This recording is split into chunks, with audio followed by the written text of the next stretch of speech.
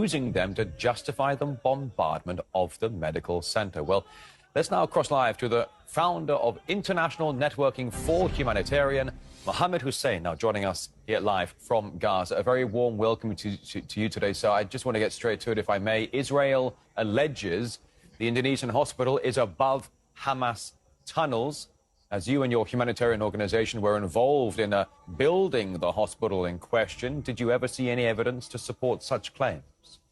First of all, I have to tell you that I was one of the team that built this hospital. We built the hospital since 2011 until 2014. So we provide everything. Every single day, we were in the site of this hospital. And I can tell you exactly there are no any evidence that support this claim. All right. What about the southern part of the Gaza Strip? Because Israeli airstrikes have been targeting the north. As you know, Netanyahu has told many Palestinians to evacuate south. But that's where schools and hospitals, as we understand, have been also being used as bomb shelters. We understand a lot of them have also been damaged in the southern parts of Gaza. I wanted to ask you, Mr. Hussein, are there any humanitarian zones left that people can seek refuge in? No. There isn't such, you called it a humanitarian zone. No, there is not safe place at all. We are in Gaza, in every area in Gaza, from north to the south. I am in the south now, but before a few minutes ago, I can hear the very big exploding near from my house, you know. Besides that, after some of northern Gaza came to south, the number of the killing in the south is very, very much larger than the northern area. So I can tell you simply that there is no safe zone in Gaza, and we are now just waiting for our turn to be killed and to be next victim. Well, that's just an awful thing to say, Mr. Hussein, and I hope you're going to be wrong, and I hope you're going to stay safe in that region. As you say, you said there are no safety humanitarian zones left anymore. I saw a report earlier today, unconfirmed, but I saw a report saying 18 hospitals across Gaza are no longer functioning or rest in ruin. Over the past weekend, Mr. Hussein, we have seen unprecedented protests all around the world, from Latin America to Europe to Africa, even all the way to Indonesia, with a huge protests happening there as well. People are supporting the Palestinians. They are protesting what the UN has called Israeli war crimes. Why is it that so much of the world seems to be talking in a united voice, but one very small part of the world, the United States and Israel, don't seem to be hearing the chorus?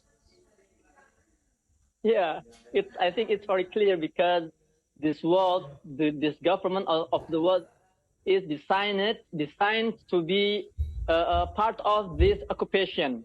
We know that it's no more a secret that the United Nations is also part of this occupation. America, with his veto, also part of this occupation. So we don't have to feel strange when we find this reality that no country can do what they want, because actually we can say that Gaza is the only area that's free from this occupation.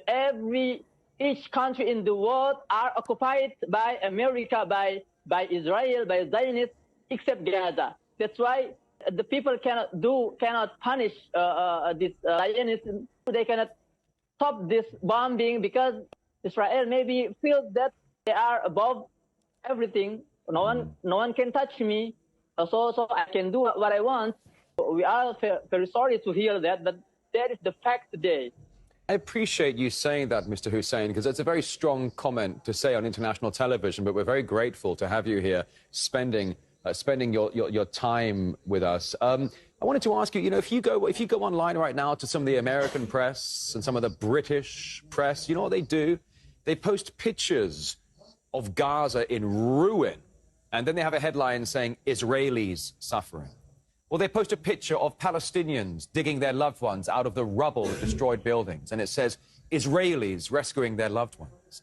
I don't understand why they're showing a picture of devastated Palestine, and then with a headline, Israelis are suffering. Why? Where is objective journalism today, Mr. Hussein? Why are the European and American press sources, agencies, playing this kind of game with the narrative?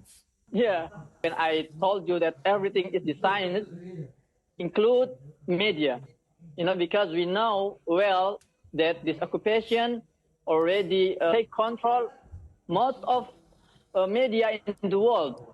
They pay them and they use them to spread this propaganda, and they try to mislead each of us in this world with this, classic narrative, classic word, classic title. I can tell you, you don't have to feel strange about all of this. This is their game. This is their rule. This is their world. But today we have citizen journalism where everyone can see with their eyes. Everyone can say what they think. If everyone can control the media by their hands.